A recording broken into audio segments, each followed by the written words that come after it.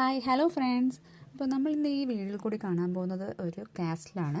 ഫെർമോയ്ക്കടുത്ത് ഒരു 8-10 കിലോമീറ്റർ നീങ്ങിയിട്ടാണ് ഈ ഗ്ലെൻവർത്ത് കാസ്റ്റിൽ സ്ഥിതി ചെയ്യുന്നത്. ഈ കാസ്റ്റിൽ പണികഴിപ്പിച്ചിരിക്കുന്നത് 13th സെഞ്ച്വറിയിലാണ്.